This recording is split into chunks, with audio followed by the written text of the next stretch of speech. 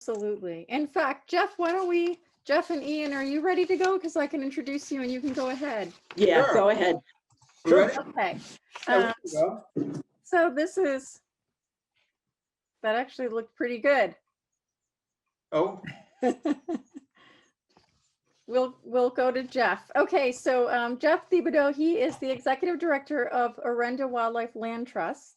Orenda's mission is to preserve and protect open space for wildlife habitat, fresh air, and water quality in sanctuaries on Cape Cod and throughout Massachusetts. Sharing the presentation with him today is Ian Ives. Ian is the executive director of Mass Audubon's Long Pasture Wildlife Sanctuary. And Long Pasture is the home of Mass Audubon's Mid-Upper Cape Wildlife Sanctuaries and the Coastal Waterbird Program. They are both going to be speaking on the reproductive lives of diamondback terrapins. Okay, take it away, Jeff. thank you, Stephanie. I'm going to try to share my screen. Fingers crossed. I think it worked.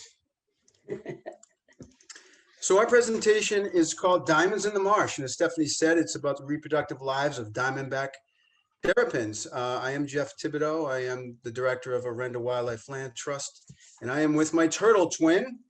Turtle Twins, is that what we're calling ourselves today? Yes. I like it. Okay. All right. I'm Ian Ives. I'm the director over at Long Pasture. Great. I So, couldn't share my screen. Orenda is a land trust, and as a land trust, we preserve land in order to protect wildlife habitat and everything else that comes with that land, fresh air, water quality, to protect all species, including us.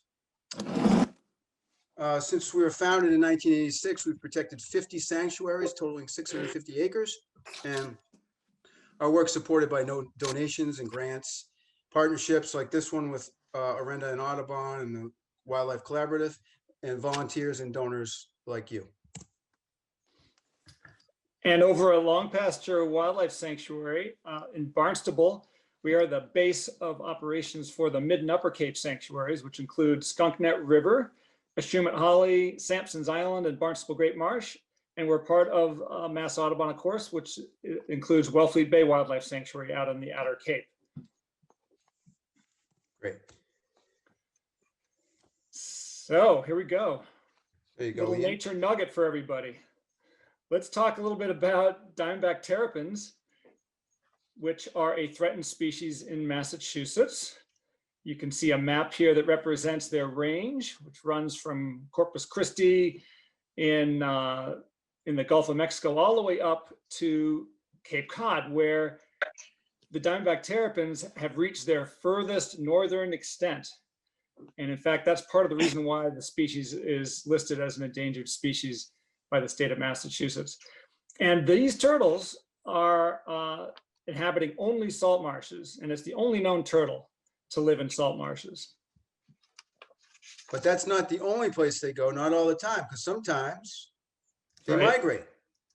They migrate. These turtles make their way up to the sand dunes of places like Sandy Neck Barrier Beach and other barrier beaches and sunny, sandy places to lay their eggs. The females will lay their eggs in clutches, we call them.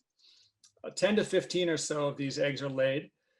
And after they've laid their eggs, there is no other parental investment at all whatsoever. So it's incumbent upon the mothers, these female turtles, to pick a really smart spot in which to lay these eggs, because there's a lot of risks inherent in doing so. They could get predated or eaten by lots of mammals and birds and so on, or they could be laid in a location where the eggs just simply aren't going to develop.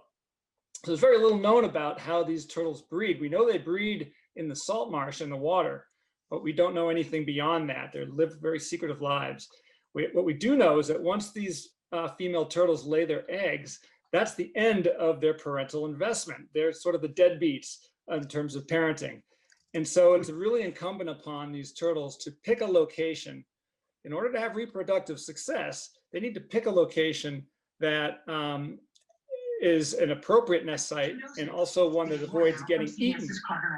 Very, very important for these guys. So one cool fact about turtle eggs, unlike chicken eggs or other bird eggs, is that the temperature of the eggs during incubation determines what sex the turtle is going to be, whether it's a male or a female. This is called temperature-dependent sex determination. This is very common in reptiles and turtles, but not so in birds. So it just so happens that eggs that are laid at the bottom of the nest may be cooler, right? Further away from the sun. Those would likely be females. I'm sorry, the cooler the temperature, it means they're going to be males. The warmer the temperature, that means it's going to be females. So eggs at the top of the nest will almost always be females, and those at the bottom will be males. And this is an unusual adaptive strategy for turtles. So again, they're laid out in these sunny areas. And one of the most important things for us as wildlife conservationists these days is to help protect these turtles through this hatching and reaching sexual maturity. The vast majority of turtles that are laid don't actually get to survive to adulthood because of predation. And if we go to the next slide, we'll have an opportunity to learn a little bit about one particular turtle nest site. We call these turtle gardens, that is owned and managed by Orenda, that we would like to put some particular interest towards managing. And I was going to let Jeff take a little bit of this story away, and then I can wrap it up. Sure. Thanks, Ian. Cool. So you learned a little bit about their mating habits. Their nesting, as Ian mentioned, happens in sunny, sandy areas, and we happen to own one of those. We have a great big sanctuary in Barnstable where they happen to love to come. It's on the Barnstable Marsh, and they come up every year. And this past summer, we teamed up with Audubon, Ian specifically, and his son, and other volunteers to monitor these turtles' nesting activities. And these are some of the findings that we came up with. There were 37 nests here, and Ian tells me that's an unusually large and productive garden, one of the largest on the Cape, maybe second to Wellfleet, and we happen to be the owners of it. So we've been monitoring. We installed game cameras to identify potential predators. We located and identified at least 5 terrapin sightings, got some good photos. And this is something we'd like to continue to understand better the population and how we can possibly protect it. So in 2021, we'd like to continue the monitoring, but in order to actually protect the turtles, we need to get permission by way of permits from the environmental permitting authorities. We need to recruit volunteers. And so part of our effort here tonight is to ask you and any of you who might be interested out there to help us with this, whether it be monitoring, visiting the site during the summer to check in on nests, basically try to protect these turtles and help them succeed as individuals in the species. But some of the protective measures we might employ are using cages to keep out predators, clearing brush to enhance and expand the habitat where they can nest. And we hope to do this for years into the future. Ian, do you want to add anything to that? Yeah, well, I mean, like I said, since the turtle moms aren't doing any kind of investment beyond laying the eggs, it's really kind of incumbent upon us as managers to help act on behalf of these species that need us most. Any of these specialized species, whether they're diamondback terrapins or piping plovers, really need our help. This is a perfect opportunity to represent how you can go beyond just land protection and engage in active management on behalf of these species. So this is a pilot project, but we're eager to see how we can protect these nests. Each of those thumbnails you see there is a predated nest from 2020. We'd like to cut that maybe in half in 2021 by doing these measures to protect. But it takes a lot of investment and time and effort, and that's what Jeff is asking for support for. So this is a little nature nugget for you. I hope it whets your appetite and gets you enthused to act a little bit more on behalf of rare species like the diamondback terrapin and learn more about them. Yes, thank you very much for listening tonight. We hope you enjoy the rest of the program. If you want to get in touch with us to help with this or help with our organizations in general, here are our website and phone number contacts, and we look forward to seeing you. Thanks, everybody.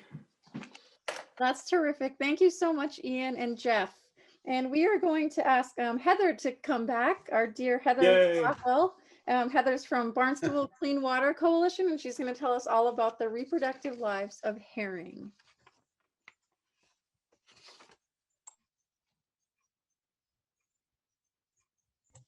All right, can you see my screen? Yes. Yes, yay. All right, let's try this all over. So river herring, looking for love in the same old pond. So there are two species of river herring in the Western North Atlantic. The top image here is of alewives, and the bottom one is of blueback herring. And these fish are about 10 to 12 inches long. They have these laterally compressed bodies. They're super skinny. They have those very prominent forked tails and the jutting jaw bones. The bluebacks are aptly named because they have that nice blue color running down that dorsal, their backs there. They travel in very large schools, and they're found all up and down the East Coast from Canada all the way down to Florida. River herring are anadromous fish. This means that they spend most of their adult lives out in the oceans. They come into fresh waters to spawn. They're a very important forage fish. They're a big part of the aquatic food web. A lot of commercially important species like striped bass, cod, and haddock, large and smallmouth bass all feed on them. And the herring fishery is one of the oldest fisheries in the United States. Oops, hold on. I gotta get to, there we go. All right, let's talk about the nitty-gritty of river herring reproduction. So herring spend most of their lives at sea. Usually when the females are about 4 to 5 years old, the males are 3 to 5 years old, they decide to head upstream to spawn. And they migrate up what are called their natal rivers, which are the rivers where they were born and spawned themselves. So they'll travel from the ocean up to the estuaries. They spawn in these freshwater ponds and rivers, and then they'll head back downstream and migrate back out into the ocean. They're a type of species that are termed iteroparous, which means they can spawn more than once, unlike fish like salmon, which can only spawn once and die. All right, so what makes them start to migrate? It's temperature dependent. It's when the waters start to warm up, and the alewives come first, and they're followed by the bluebacks, and they're guided by smell up these streams. And the alewives will arrive first, usually in early April when the waters warm up to about 50 degrees Fahrenheit. The bluebacks will come second, usually in early May. And they need water that's a little bit warmer, about 57 degrees. And so what we're seeing also with climate change is that the river herring are showing up earlier now with warming waters. We'll actually see them start to arrive in March. So let's take a look here. This was taken along the Marston's Mills River, which is a herring run that Barnstable Clean Water has a lot of volunteers that help us monitor. This is just a pool of herring. So there can be hundreds of these river herring just all trying to get upstream from the estuaries and up into the rivers and heading up to their ponds. And it's quite the spectacle. All those silver fins and their bodies, and you'll see the dorsal fins out up on top if you're at some of the ponds. There are 20 herring runs on Cape Cod. Some of the more popular ones, Stony Brook and Brewster, Herring River and Harwich, down along the canal. Again, Barnstable Clean Water Coalition, we monitor at 2 fish ladders along the Marston's Mills River, one at Mill Pond and one at Middle Pond. Lots of volunteers are out there helping us, and a lot of volunteers work at all the other runs as well, collecting important data that we turn over to the state fishery scientists to monitor the river herring population. Here's a video this is in Stony Brook. And again, you can see all those silver scales really show up where they're in these pools. And it's a lot of effort to get up these fish ladders. They travel quite a distance to get up into those ponds that they're trying to get to.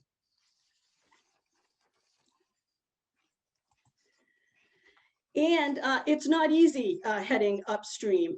There's a lot of things in your way.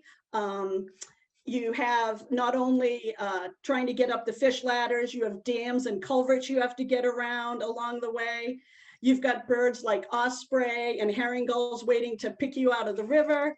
And then you get some pesky little guys like this one. There's raccoons, river otters, foxes. This is a raccoon that's just hanging out here as all the herring are going by. It's kind of like a big buffet. He's kind of picking them out and snacking on them, not even really eating all the herring themselves. And So it's not, definitely not easy being a river herring. So what happens next? All these herring get up into the ponds, and then it's time for them to get busy. It's a little interesting how things go. The alewives prefer like rocky bottoms with gravel. The bluebacks tend to like the faster moving streams to spawn in.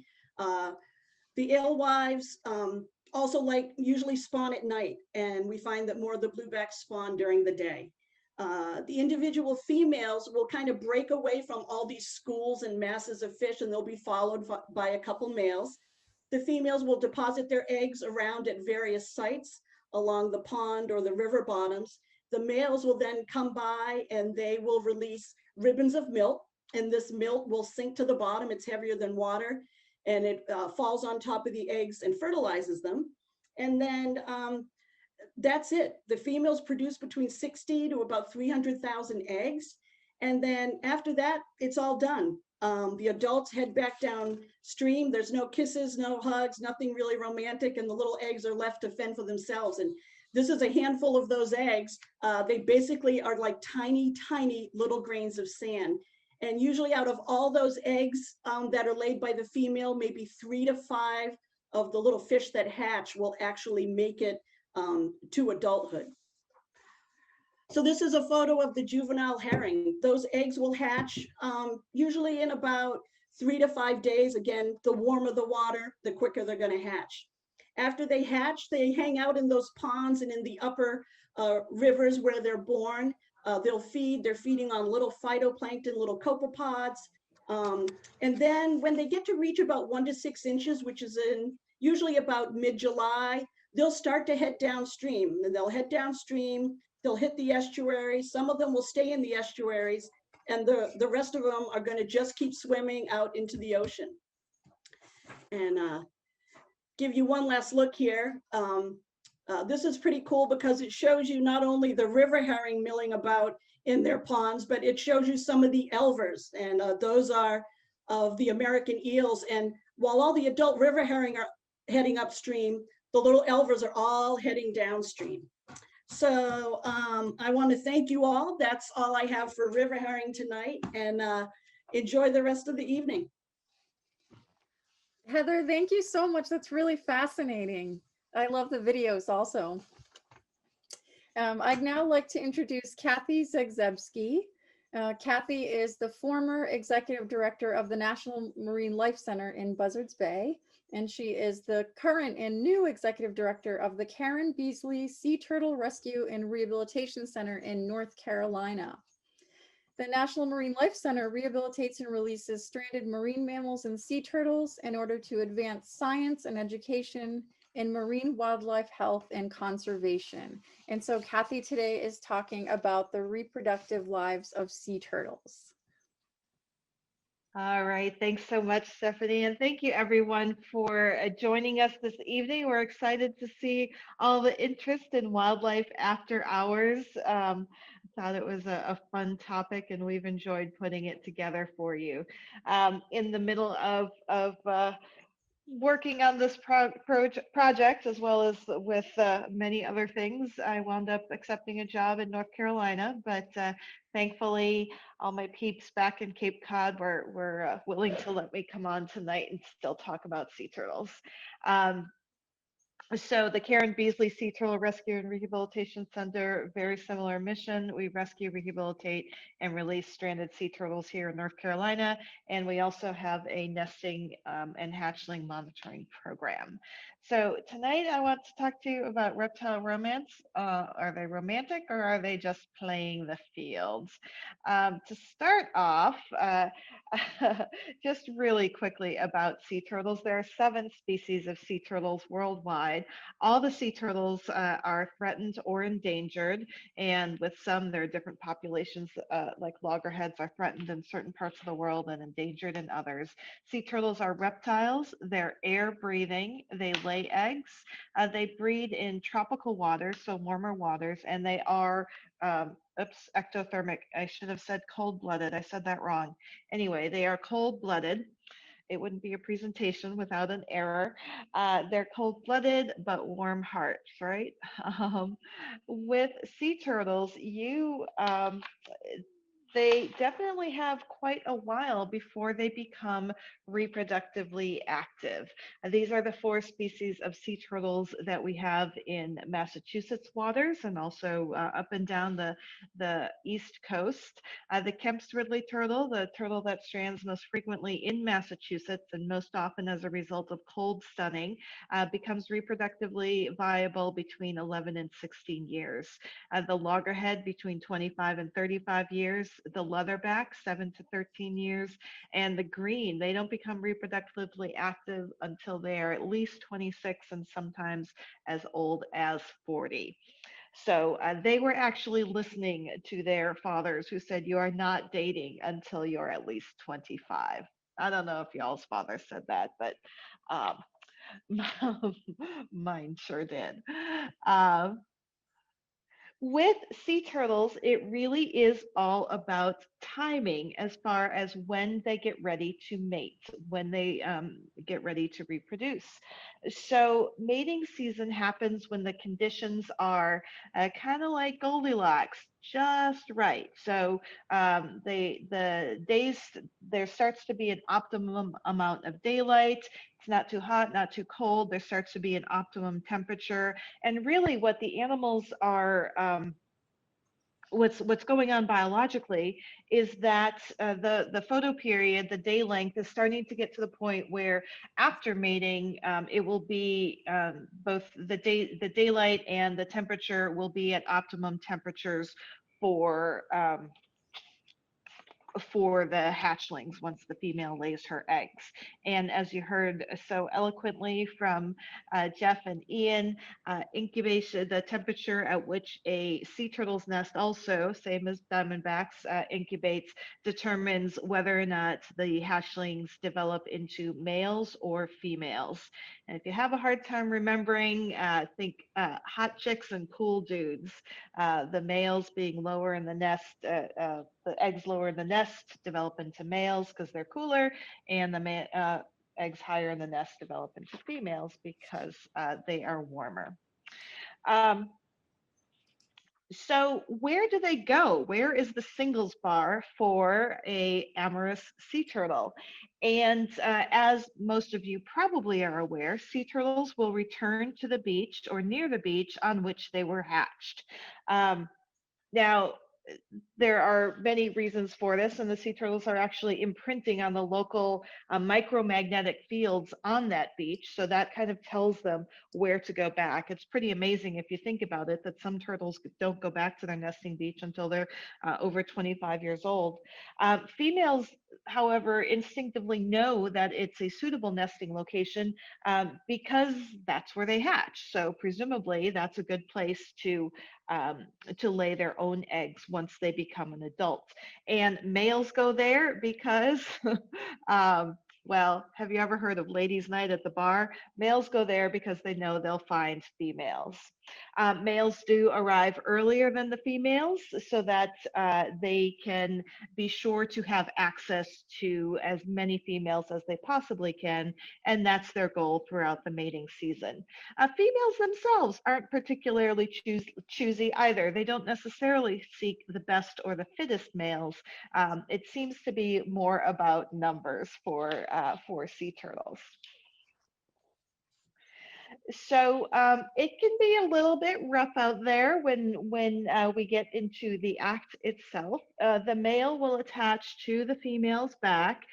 He's got claws on his front flippers that kind of help him grasp the female's carapace or top shell near the leading edge and near the front.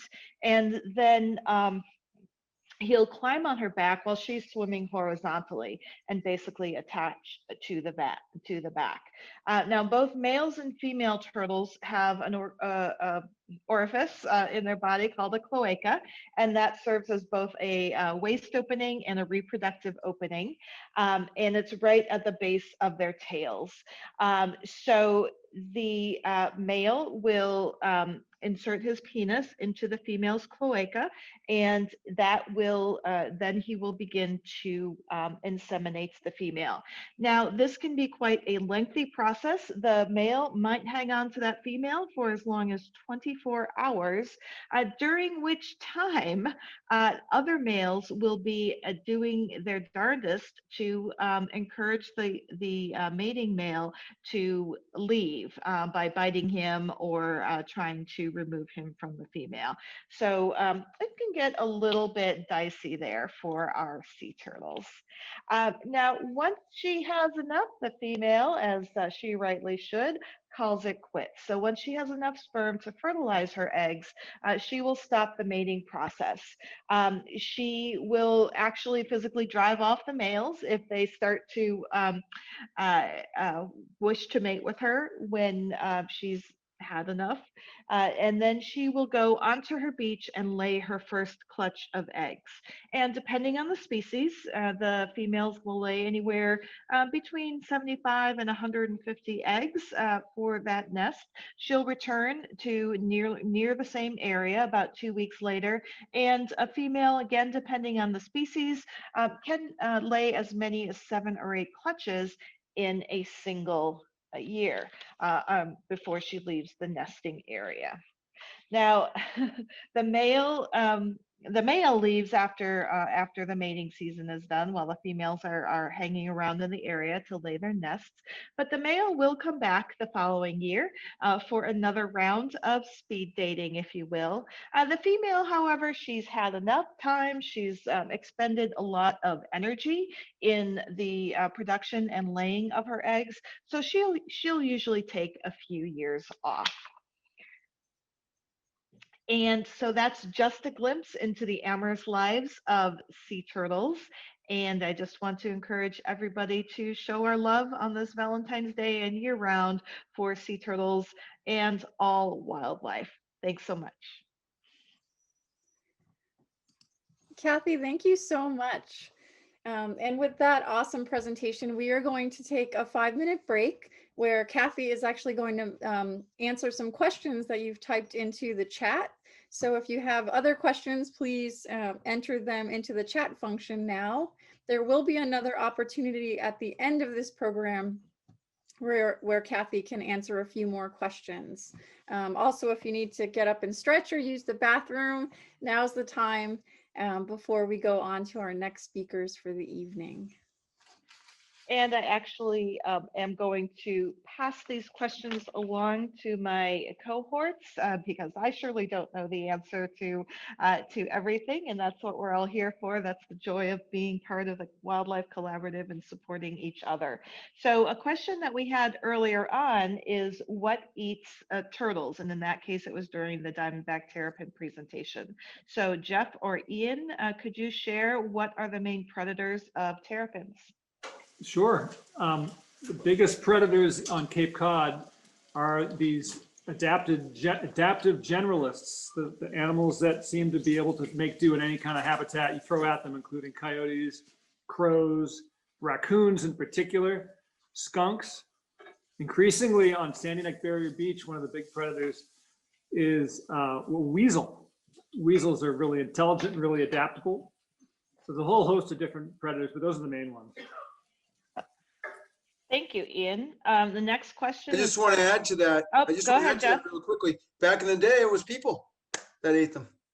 That's true. Yeah, that's what terrapin is in a Algonquin term means edible turtle. Excellent. Thank you for that. That's interesting. I had heard that, but I thought it might have been a rumor. So it's good to have that validated. Another question for Heather is what are some other anadromous fish specifically, or especially those in New England besides what you mentioned? Some of the other anadromous fish are species like shad, American shad, and sturgeon. Those are all fish that spend most of their adult lives out in the oceans and then again head upriver to their spawning rivers to spawn. So those are probably the more well-known of the anadromous fish that we have. And then, like you saw in my very last video with the eels, the American eels, those are catadromous. So those are going in the opposite direction. And so both of those fish actually fall under a classification known as diadromous. So they both go both ways. Interesting. One more for you. If the water is too warm for herring eggs, or how does herring eggs, uh, how does climate change affect herring eggs? That's a good question. Okay. I honestly don't know the answer to that. You know, we know that we're having issues with, not so much issues, but that we're seeing a change in the herring showing up earlier to spawn. So the waters still aren't, you know, we don't have waters getting so warm that I think that it's damaging the eggs. If anything, it is probably making them hatch sooner. But you know, in the long term, I really don't know that answer. Thank you. This is a question for possibly Ian or Stephanie or Zach. Where do birds sleep at night? I'm happy to answer that. So birds, it depends on the species, really.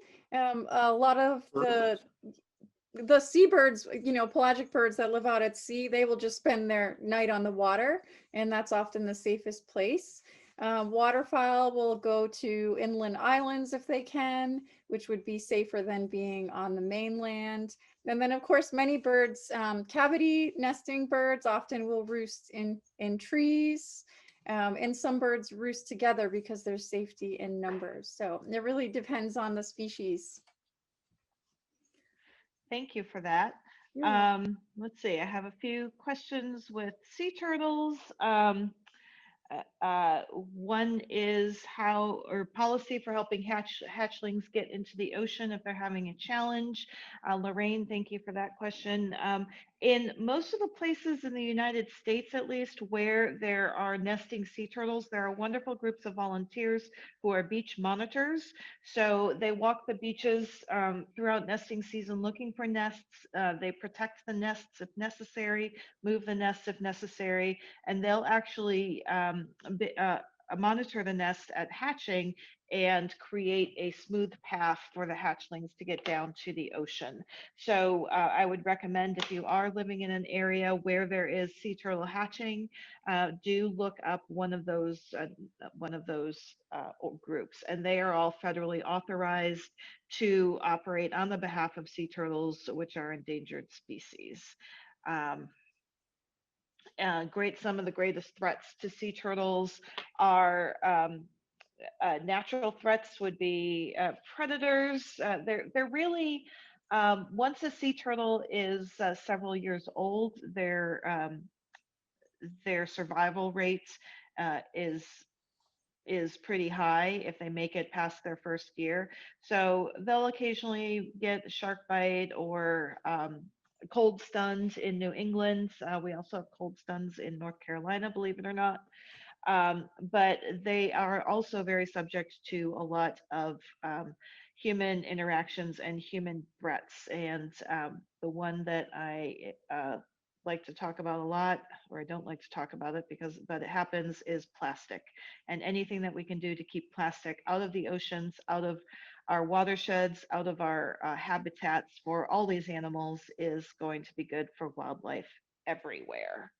I know there are a bunch more questions, but I'm going to pass it back to Stephanie because I think we need to move on to our next presentation. Please feel free to continue putting questions in the chat and I'll do my best to answer. I do want to say too that I'm working on, there was a question about volunteer opportunities, and I'm working on putting those into the chat as well. So you may wish to copy and paste the chat into your own windows. Thank you. Great. Thank you so much, Kathy. So I'd like to introduce my next speaker, who is Karen Ritchie. And Karen is staff and a licensed wildlife rehabilitator in Massachusetts. And she works with the Birdsea Cape Wildlife Center. And the Birdsea Cape Wildlife Center is a program of the New England Wildlife Centers.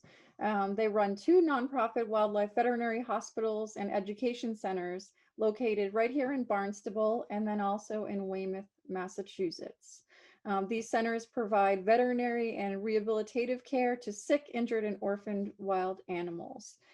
They do amazing work, and I can tell you that we work very closely with them here at WildCare. And so I'm excited to hear Karen talk about Virginia opossums. Okay. Let me share my screen. Hang on.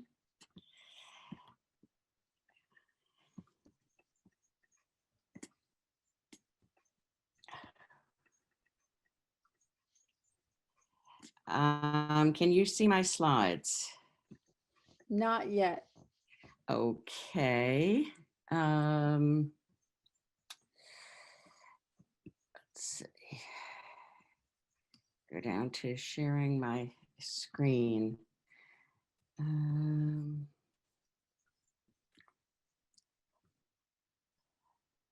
And Virginia opossums, by the way, have just about the strangest reproductive anatomy of Yes, it's once we get to the point where I am sharing, Yes, you I guys are in for a treat.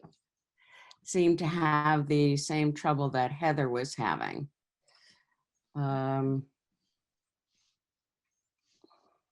Care is also now invading much of the northern U.S. and it is. Let's get the forecasting on CBS's Lonnie Quinn. Good evening, Lonnie. Well, good evening, Nora. Okay. When you click on share screen, It's not showing up at the bottom. It was there until I opened my slideshow. So you have to be in Zoom. You can't just be in the slideshow. You have to go back to Zoom to find the green button. Okay, there we go. I am sharing. Am I now? Yep, we can see it. Good excellent. work. Okay. All right, I'm sorry about that. I am going to talk about opossums. I think some of you were expecting Zach Mertz, our director, to talk about them, but he decided he did not want to talk about the sex life of opossums and asked me if I would like to, and of course, who wouldn't want to talk about the sex life of opossums. But first, I want to tell you a little bit about them. They're really unlike any other animal in North America. They I want to give you some background on them because I don't think it's polite to just go directly into the mating talk about anybody without knowing a little bit about them. So the Virginia opossum is a marsupial. And what that means is that it has a pouch. It's a non-placental mammal. They're scavengers. They will eat just about anything. I saw one eating the remnants of a hawk in my yard recently. They'll eat fruit, they'll eat vegetables, they'll eat anything that they can find on the ground. They're truly omnivores. They're also nocturnal. They are active at night, very active at night, and sleep during the day. They like to amble and meander. They're very furtive, so a lot of times you don't see possums around, although they really are there. They try to be scary with their 50 sharp teeth, but they would much rather attack or retreat. I'm sorry, and that's, as Kathy said, there's always an error. They would much rather retreat or play dead than attack, even though they look scary. And people seem to think that opossums are aggressive, and they generally aren't unless you are in their space. They live almost anywhere, urban, rural, in your garage. They love to climb trees. They use their tail as a fifth appendage. They can hang from branches. They can act like real swingers. Their mating habits are generally very sedate. They don't go around howling like coyotes or hooting like owls. The male will just kind of quietly click at the female while circling around her, making it known that he's interested, checking her out, and then they mate. When Kathy was talking about the sea turtles, when they become sexually active so late in life, possums have a short lifespan of about 4 years. So the females become sexually active at 6 months and the males become sexually active at 8 months. They can mate day or night. Their breeding season, it lasts most of the year. She can have 7 fertility cycles per year, providing that she doesn't get pregnant. They're polygamous. They only have one night stands usually. They do not mate for life.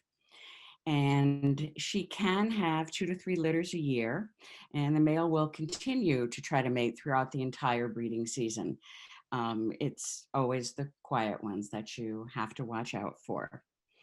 Most litters are born between February and June. That's when we see a lot of the possum babies coming into the Wildlife Center. Because of their short lifespan, they really have to try to take advantage of mating as much as they possibly can. Their lifespan is so short because they are often hit by cars or hunted, and they too have many predators. They're pretty slow, so they don't have any opportunities to waste. Okay, so now that we know a little bit about possums in general, we are going to talk about mating. As I said, they do wander around at night a lot. They look for food, they look for love. They can travel up to 2 miles. And when the sun goes down, or even here, as you can see in the daytime, they start to get busy. At night, you can pick them out by the green glow in their eyes, and it seems very sexy. Now, female possums are called Jills, and male possums are called Jacks, and babies are called Joeys. This is a male possum. And when Jacks and Jills go up the hill, it is generally not to get a pail of water. The Jill has a pouch, and when it's empty, sometimes maybe she can use it to carry wine and scented candles around to set the stage for a romantic evening. But the Jack brings something really special to the table. And here it is. He has a bifurcated penis. It's like a forked penis. It's like a forked tongue, but better, I would imagine. The Jill has an internal bifurcated reproductive tract, and that's where things get very tricky. Unlike the turtles that are laying eggs and the fish that are laying eggs, this is a very complicated thing, and people didn't understand it really. So the penis is bifurcated. It's divided into 2 sections. The female has a bifurcated reproductive tract. So in the males, the sperm heads align in pairs in the tract and then enter the female still in pairs and separate after fertilization occurs. And it is believed that because they enter in pairs, it increases motility and increases the chance for her to become pregnant. Well, back in the day when people didn't know much about animal research, they didn't understand how a male could mate with a female. They just didn't see any way that this could be possible.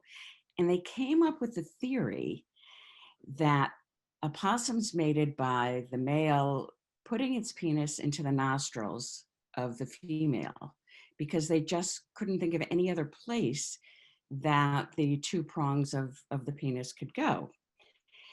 And once that was over, they then saw the female rooting around in her pouch, and they figured that she was sneezing the embryos into her pouch, when in fact she was probably just cleaning her pouch.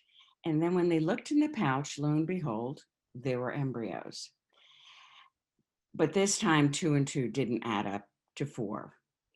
It was much later on that they figured out the complexity of reproductive tracts. So after successful mating, the young embryos remain in the body of the female only for about 12 days. Then the 8 to 21 embryos who are smaller than a honeybee, and that's what you see right here. These are the very, very tiny possum embryos, climb out of the pouch and, climb out of the reproductive tract and head up to the pouch where they attach to a nipple. Now, unfortunately, possum moms only have 13 nipples in their pouch. So the first 13 that get there and latch on are the ones that survive. And they latch on very tightly. It's very difficult to pull them loose. They remain in the pouch for about, this is the secondary size when they're latched on. And they remain in the pouch for about 55 to 70 days. And around 55 days, their eyes begin to open. Here's one. Actually, all of these opossum baby pictures were taken at our hospital at the Wildlife Center before their eyes are actually opened. And the mom would be caring for them at this time. This mom had passed, so we were caring for them. And they finally open their eyes and they stay with their mom for about 3 months. So they do have a lot of parental responsibility. And the mother carries them on her back a lot of that time to move them from place to place. And it's not uncommon for one of the babies to fall off and she may not know it. And that's where we tend to get some orphaned opossums in. Hi, I'm so sorry, Karen. We have to run to the next one. Thank you, Karen, though, and absolutely love the cute baby photos. There's almost nothing cuter than a Joey opossum. So to introduce our next speaker, we have Jessie Meschling. Jessie is the Marine Education Director at the Center for Coastal Studies. The Center for Coastal Studies in Provincetown is dedicated to preserving marine mammals and ecosystems through research, education, public policy initiatives, and management strategies. And super excited that Jessie is going to be talking about the reproductive lives of anemone fish and nudibranchs. Okay, take it, Jessie. All right. Hello, everyone, and thanks for joining us tonight. I hope you have a glass of wine or whatever with you, as I do. Can everyone see my screen okay? We're good? We're good. All right. So again, thanks for joining us. So at the center, we generally study animals that are very familiar, marine life that's very familiar. But tonight I'm going to be talking about 2 species of animals, one that lives absolutely nowhere near Cape Cod, and one that is actually found in the waters all around the world. So we do have some of these species living in and around the Cape. And the title of my talk tonight is Nudibranchs and Anemone Fish, Nature's Definition of Gender Fluidity. This is getting later in the evening. We just heard about bifurcated penises, so it's getting a little risque, and I will be talking about nakedness throughout this talk. Now, as a good marine educator, I like to start with this picture of the globe, just to remind everyone out there that most of us, that the world, most of the world is covered in ocean. Most of where everything can live is in that ocean, and most of all the life on the planet actually lives in the ocean. And as we see through this talk tonight, we will see that gender fluidity is something quite common in the animal kingdom, particularly in the oceans. So what are nudibranchs? Nudibranchs are perhaps an animal that many of you have never even heard of, and that's fine because prior to 2012, I had never heard of a nudibranch myself.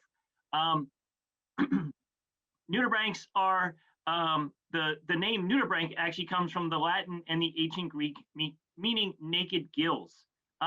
They are carnivorous soft-bodied gastropod mollusks, aka otherwise known as sea slugs. What that basically means is they are a naked sea snail. So they are snails without their shells. They are amazingly beautiful creatures. As you can see here, And the name sea slug doesn't really do them justice, as they are simply one of the most beautiful animals that inhabit our oceans. Now, there are over 3,000 known species of nudibranchs found worldwide in every ocean, from the Arctic to Antarctica, but the greatest number are found in shallow tropical seas. And believe it or not, amazingly, new species of nudibranchs are being discovered all the time. Just within the past 2 years, 5 new species were discovered on a deep dive expedition, deep sea expedition off the coast of California, raising the number of deep water species previously known from 3 to 8. They range in size from just a quarter of an inch up all the way up to a nudibranch known as the Spanish dancer.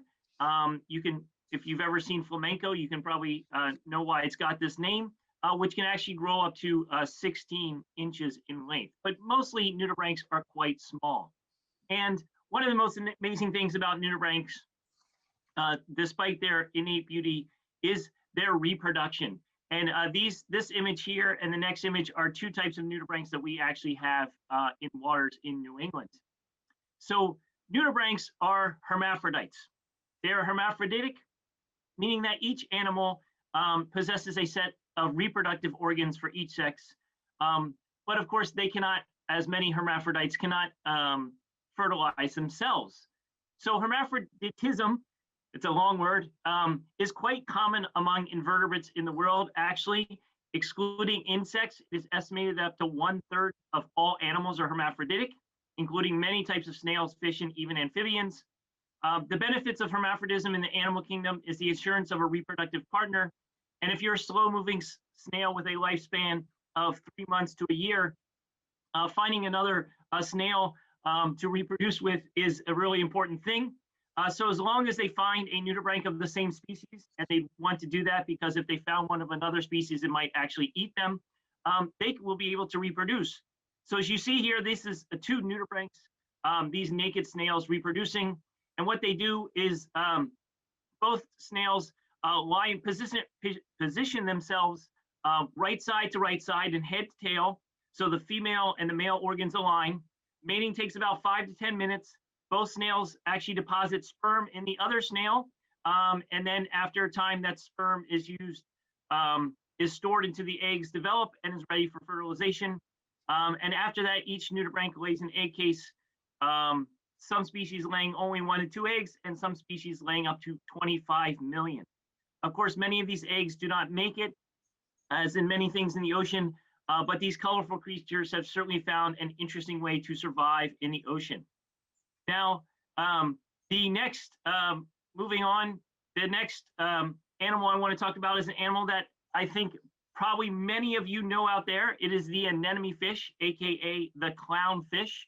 I'm sure you all know this from that very popular movie, Finding Nemo. And there are 28 species of tropical anemone fish. They are reef fish found in the Pacific, Indian Oceans, and the Red Sea. They live an amazing symbiotic life with anemones. Now, of course, many of us know the story of Finding Nemo, where a young anemone fish is taken for the private aquarium trade, which is actually a major threat to these animals. And his father, Marlin, goes chasing after Nemo with a dim-witted blue tag named Dory, and eventually find them.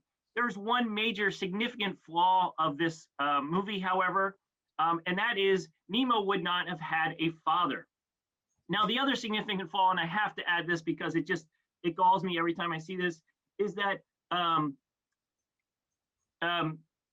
whales do not swallow and spit out, swallow seawater and spit them out of its blowhole. What comes out of its blowhole is water, but I digress. Let's get back to the anemone fish. Anemone fish, when you find them living amongst anemones, you will see, as this video, they're usually found in a group, a few individuals. All those individuals in the anemone are males except for one. That is the largest one. She is an adult female. We learned about hermaphroditic nudibranchs. Well, anemone fish are also hermaphroditic, but they're actually sequential hermaphrodites, meaning that they are all born male and they grow up to become female, the largest one becoming female. So when does this happen? The adult female is the leader of the anemone fish. When does this happen? Well, it happens when an adult female dies. When she passes away, the next size adult male will suddenly become a female, and the next size female, the next size male after that will turn into the next reproductive male, and so on. And this will continue. Each small male anemone fish will become eventually a reproductive male, and then when that female dies, they will become the reproductive female. Males, one thing that they did get right in the movie is that males do tend to take care of the eggs. The females really have nothing to do with that. But of course, Marlin, the father in Nemo, would have been Marla after a couple of weeks. So it's one thing they got desperately wrong in the movie, but of course it was thoroughly entertaining anyway. So there you have it, hermaphroditic sea slugs and sequential hermaphroditic anemone fish. Just goes to show how species have evolved in the best possible manner to successfully master that fundamental meaning of life, the perpetuation of their species. So thank you very much. And this is our Coastal Studies website. Thank you for listening and enjoy the rest of the show. Thank you so much, Jesse. Our next speaker is Sabrina Bronlick, and Sabrina is the Program Associate and Communications and Outreach Specialist at Whale and Dolphin Conservation. And Whale and Dolphin Conservation has a North American office located in Plymouth, which I think is super exciting. And they are a nonprofit dedicated to the protection of whales, dolphins, and our shared planet. Their vision is a world where every whale and dolphin is safe and free. And so Sabrina is speaking on the reproductive behaviors of dolphins. Okay, guys, I am hoping you can see my slide. Okay, sweet, awesome. So like Stephanie said, I am diving into the love life of dolphins. So basically, I have a few disclaimers I want to start with. So there are about 40 different species of dolphins. So everyone is different, but I will be highlighting a few different individuals throughout. And I also just want to note that when it comes to dolphin mating, there's not a whole bunch that's known. You have to remember, these are animals that spend their entire life underwater. So it adds a whole level of difficulty for researchers trying to figure out what's going on with that kind of stuff. Now, also, I usually give presentations to kids about whale poop, so this is completely different, but we're going to start with the basics nonetheless. So, structure and function. So, starting with the ladies. Now, just like a bunch of other ladies, we're complicated, we're complex, we're in demand. And when we say that they're complex, I mean that literally. So, in some species of dolphins, they have these extensive vaginal folds that basically can obstruct penis entry. And so it depends on the species, like I said. So Pacific white-sided dolphins have about 8 different vaginal folds. Harbor porpoises, a different type of porpoise species, has 13. Common bottlenose dolphins only actually have 1. And there are a few hypotheses as to why these vaginal folds exist. So one of them is because of saltwater. Saltwater can kill sperm, so it makes sense that you want to have some sort of barrier when it comes to making sure the water doesn't enter into that kind of area. In addition, it's also thought that it could be a way for some sexual selection to occur. It may allow for more control of how the female, who the female is impregnated with and that kind of stuff, but I'll talk more about that later. Now, why would a female dolphin necessarily want to be picky when it comes to getting pregnant? Do they just want to continue the species and so on and so forth? Well, it's a big deal. There's a lot of suitors, and it also is pretty much a single mom job. When it comes to the dad's job, it's very short-lived and it's a matter of minutes. So at the height of fertility, females will mate with about 15 times in 15 minutes with 2 or 3 individual males. So it's a lot. And then from there, the pregnancy can last about 11 months, or in orcas, which are the biggest dolphin species, pregnancy can actually last about 17 to 18 months. And then from there, they have to nurse their calves for 2 additional months. So, I mean, it's not paying for college and all, but like that's a pretty big commitment, I will say. Now, jumping to the easy part, let's talk about males. So, nothing to see here, and I mean that quite literally, nothing to see here. Male dolphin genitalia is actually tucked inside the body because it makes sense. You want to reduce the amount of drag, and it also helps to avoid cold salt water. That doesn't sound pleasant. Now, dolphin penises are actually pretty standard. They are retractable, and they're made out of a tough fibroelastic tissue. So it comes out when they are ready to mate, as in that picture that is at the very bottom. Now, you may be wondering, Sabrina, I'm an educated science person. How do they keep their testes cool when they're inside of the body? Doesn't sperm die at a normal body temperature? And I will be like, you are totally correct. They actually have a really cool system for that. So they have a network of blood vessels that surrounds the testes, and it will take that warm blood, which will otherwise kill the sperm, and then move it to the distal parts of the body of the dolphin. So the dorsal fin and the fluke. From there, it'll take that cooler blood that's hanging out in the cold water and then bring it back around the testes so that it helps to keep the sperm alive, basically. Now, we talked about the structure, let's talk about the function. So dolphins aren't exactly gentlemanly when it comes to the sexual part of things. Kind of just like what Kathy said, it can be pretty of a rough process. So the males will form these bachelor pods of two or three individuals who will actually then gang up with other bachelor pods as well, and then gang up on females. So it's a pretty aggressive process. You can see in that picture from our Scottish bottlenose dolphin researcher, the first two that are closest to us are the males, and it's kind of surrounding a female. But remember how I said that females have vaginal folds? Well, in a way, that could be how she is able to control how she's impregnated or who she's impregnated with. A slight shift of the body during sex, and all of a sudden the sperm is not entering where it needs to go, more or less.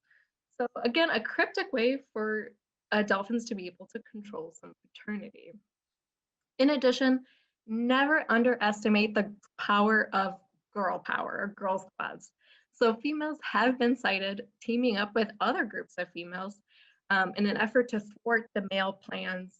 They have chased off those bachelor pods or even shown some exercising some choice in the matter where they're swim alongside the males or escape if they have the chance. Now, overall, though, it's important to remember that dolphins are polyamorous. They mate with different individuals, and they actually mate throughout the year. That kind of leads to an off-cited factoid that dolphins may have sex for pleasure. Many a times, people have observed during like the scientific observations, dolphins copulating all year round, which is a bit interesting because females are actually only fertile for certain months of the year. And it also is a fascinating way of making sure that they aren't mating with members of the family too. Certain dolphin species have a unique whistle, and so it helps kind of like a nickname to be able to distinguish the different individuals so that they're not mating with their family members. They recognize their family members, they're like, oh, hey, how's it going, mom? Okay, not hanging out with those guys, let me hang out with this pod over here, that's different. Now, through it all, you have to remember that these dolphins are incredibly complex. They have sex is a lot more than just making babies as well. They're very social. It leads to social learning, dominance and hierarchy, that kind of thing.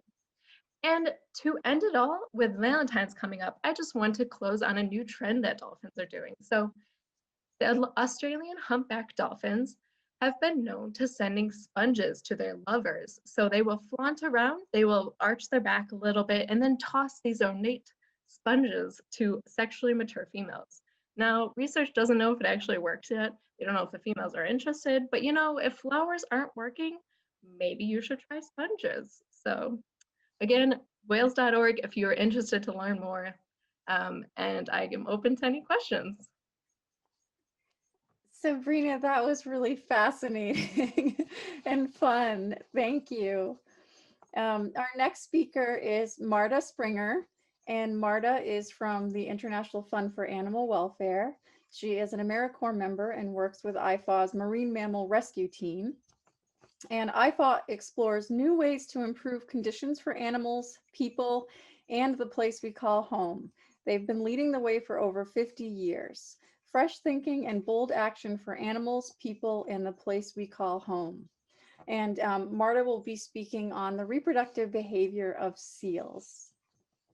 Thank you, and thank you all for attending tonight's event. My name is Marta, and I am the AmeriCorps placement at IFAW this year. Our Marine Mammal Rescue and Research Team is a group of highly trained individuals committed to promoting the conservation of marine mammal species. This work includes the rescue of stranded marine mammals, advancing stranding science, and increasing public awareness through education. So without further ado, let's dive right in. Tonight, it's all about the seals, also called pinnipeds. These cozy-looking marine mammals are carnivorous, fin-footed, and semi-aquatic. This means that seals spend part of their lives on land and can be found resting on the beach. It is normal to observe seals all alone, and they do not need to eat every day thanks to stored fat in their blubber layer. Since they are mammals, seals reproduce via internal fertilization and give birth to live young, usually one pup per year. Seals are also protected by a federal law that advises people to stay 150 feet away from them. This law makes it illegal to hunt, feed, disturb, or otherwise harass any marine mammal. Now, on to the main event. Let's meet the contestants for this week's episode of Love for Seal, the show where single seals compete for a chance to mate. Some quick disclaimers before we begin. The 4 seal species we will meet today do not typically interbreed with one another in the wild, and this episode contains some fictional aspects, such as instrument-playing seals. Basically, if it seems like something a person would do and not a seal, then it's just make-believe. So don't worry, there are no seals out there playing Mozart. Our first seal looking for love is Lena, the harbor seal, seen here when she was just a premature pup at one of her favorite places, the beach. Harbor seal pups usually shed their fine lanugo coat before they are born, but not Lena. What you will most likely see around Cape Cod in the summer months are recently weaned independent pups and juvenile harbor seals. Lena's parents, pictured here, split up before she was born in early May. Lena's mother raised her as a single mom and would often leave her alone to forage for food, much like a doe leaves her fawn sometimes to eat. One day, though, Lena's mom was out foraging, and she never came back, leaving sweet 6-week-old Lena all alone. Lena quickly grew into her beautiful leopard-like pelage or coat, and by age 3, she was already catching the eye of many a fellow seal, hoping for a chance with her. As a Taurus, Lena is quiet and affectionate and is really ready to settle in a serious relationship. Lena's occupation is a model, obviously, and in love, Lena is looking for a Capricorn or a Virgo that will put in the time and energy in the quest of winning her heart. She has a photo shoot coming up at an undisclosed Cape Cod beach. Her photographer stands at a distance with a long camera lens because while she is photogenic, she's also rather shy. Meet our first eligible bachelor, Hal. In this baby photo, he still had a thick lanugo coat since gray seals do not shed their lanugo until they are weaned. Like most gray seal mothers, Hal's mom was a dedicated one who never left his side and catered to his every need. As a result, Hal is a bit of a sensitive mama's boy. Here we see Hal a little more grown up in his dark coat with light spots. His peers often teased him with the nickname Horsehead Hal due to his head shape, which is typical for gray seals. As a teen, he turned to online games as an escape from the name-calling. He found support in the online community and he enjoys going to gaming conventions, which makes sense since gray seals are seasonally social. His gaming prowess has turned into a career for him as a computer programmer.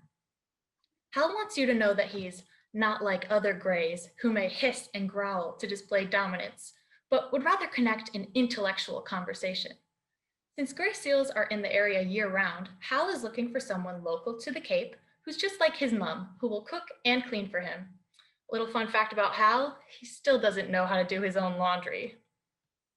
Our next 2 contestants on Love for Seal are visitors who travel many miles to the Cape Cod area and may only be seen here during the winter months. This lonely heart is Andy the harp seal, joining us all the way from the Arctic. In typical harp seal fashion, she was nursed by her mother for 12 days and then left to fend for herself. Unfortunately, she wasn't able to hunt on her own for weeks and lost about half of her body weight before she shed her lanugo and got the knack for feeding herself. She refers to this time in her life as her starving artist days, when she was building her skills as a musician. Harp seals come together during the breeding season and when molting, but tend to spend the rest of their time as solitary creatures. So when it's not breeding season or time to molt, you can find Andy spending countless hours in deep, personal, spiritual exploration, which usually inspire her musical compositions. Harp seals receive their name because their adult coat is silver with black splotches that resemble a harp. Try to engage your imagination here, people. This name is fitting since Andy has made it big as a touring solo musician playing, you may have guessed it, the bassoon. Since harp seals are migratory, in love, Andy is looking for someone who likes to travel and is deeply romantic, but who doesn't take themselves too seriously. Fun fact, she helped to compose and play the fanfare theme for the Olympics.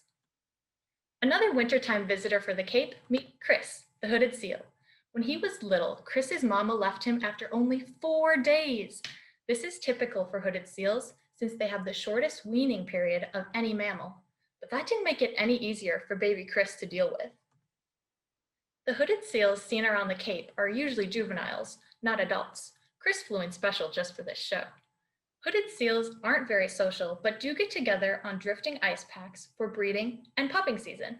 On such occasions, you can find Chris turning every event into a competition. And yes, he can fit 12 squid in his mouth at a time. Thank you very much. Hooded seals are named for the enlarged nasal cavity or hood the adult males have on their head. Additionally, they have a bright red inflatable bladder they can push out of their nose. Surprise, surprise, Chris loves using his impressive nose bladder in fights and to show off to the ladies, which has clearly worked well for him since he's resorted to going on a dating show. Genuinely though, his pugnacious disposition and nose for fighting have helped him to become successful as an amateur boxer. Male hooded seals will threaten each other using their inflated nasal sac to defend receptive females in order to win the mating rights with them. This makes sense, as Chris mentioned that in love, he's really looking forward to the thrill of the chase and likes it when the subject of his desire is hard to get. Fun fact, Chris's nose bladder is 100% natural without the use of performance-enhancing drugs. Tune in again next week to Love for Seal to watch the sparks and flippers fly. Now, you may feel like you want to get out there and meet these seals, but remember that they are wild animals and you should always give them at least 150 feet of space. If you want to learn more about IFAW's marine mammal rescue and research work, you can visit our website. Thank you. Marta, thank you so much. That was really fun. The next presentation is going to be me, so I am just going to share my screen.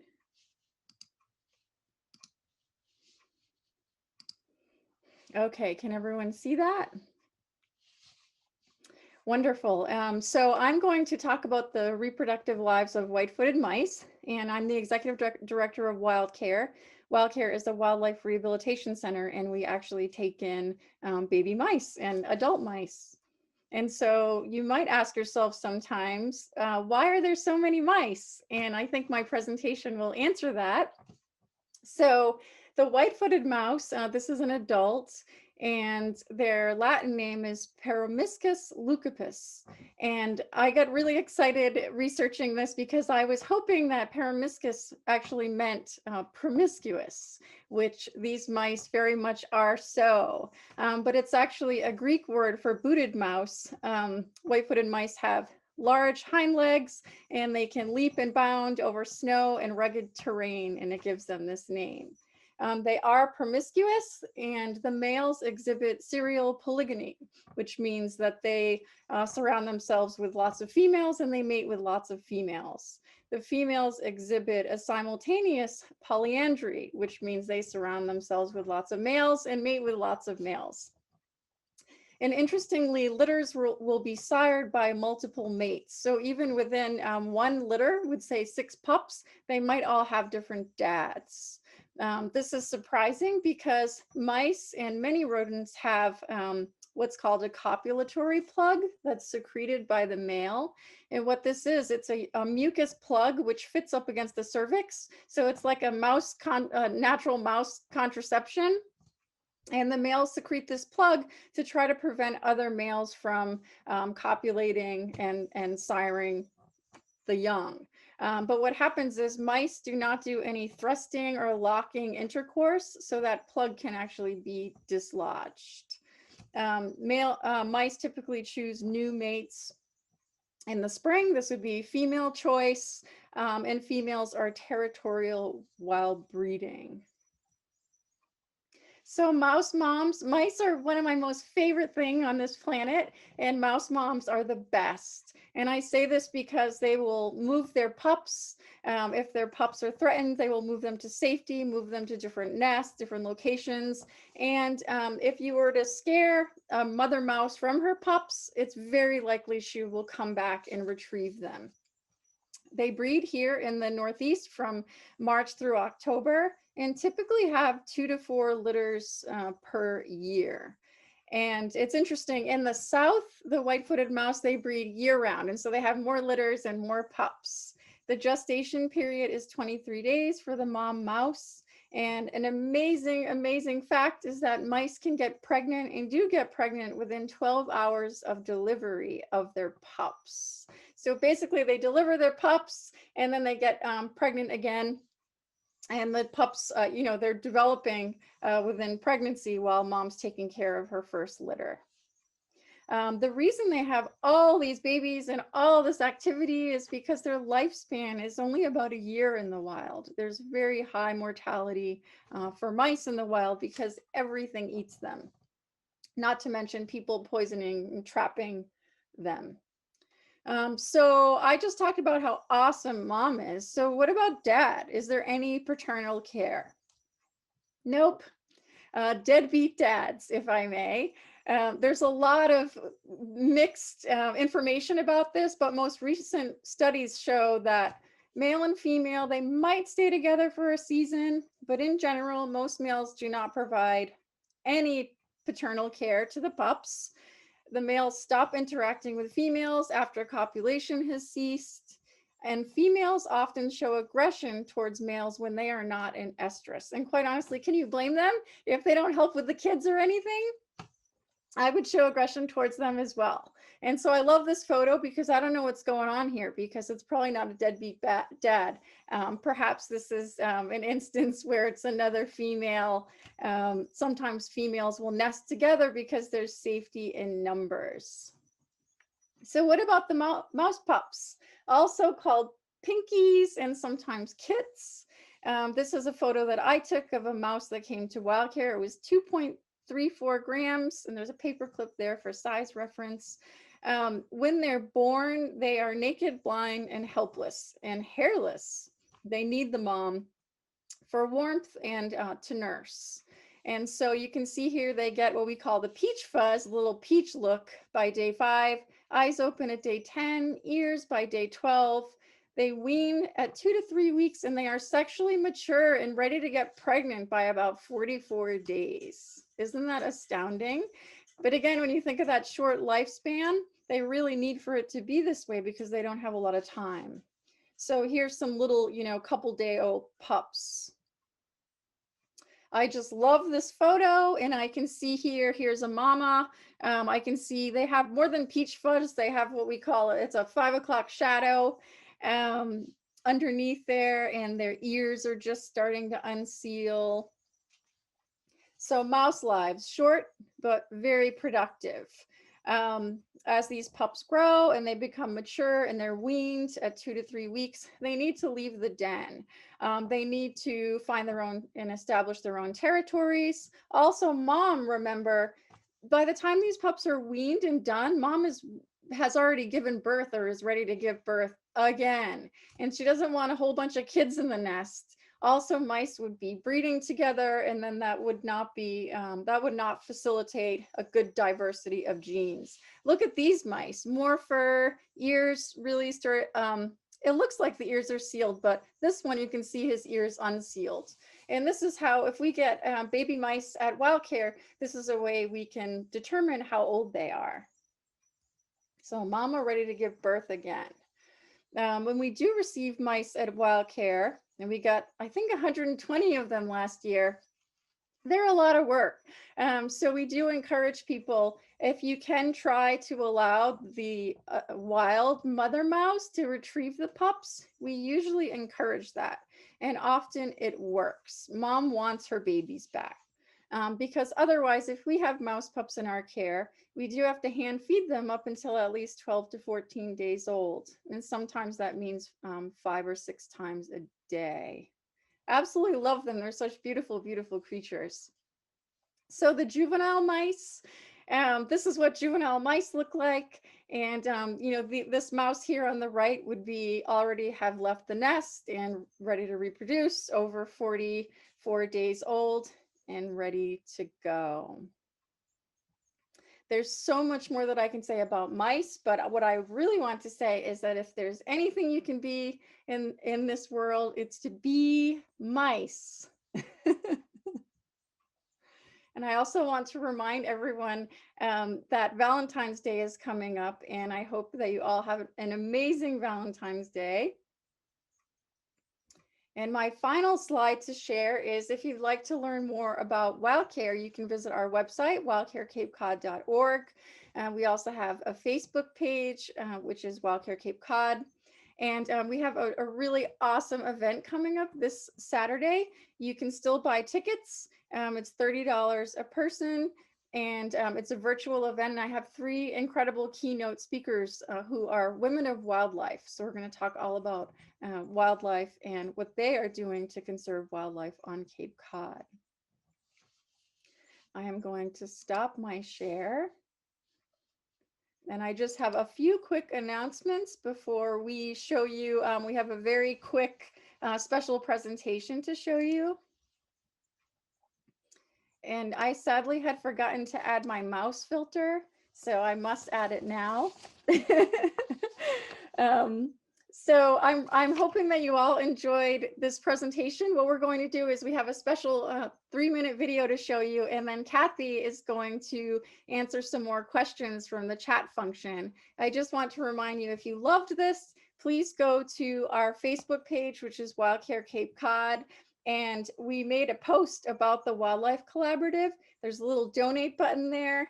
Even if you can donate $5, it will go all towards the collaborative and towards the Wildlife Festival that we host every year. The Wildlife Festival, mark your calendars, Saturday, September 11th this year, God willing. We're feeling hopeful. And also, this presentation will be available on YouTube. You can find the presentation if you go to the Cape Cod Wildlife Collaborative's Facebook page, or to Wildcare Cape Cod's YouTube page. And I know that's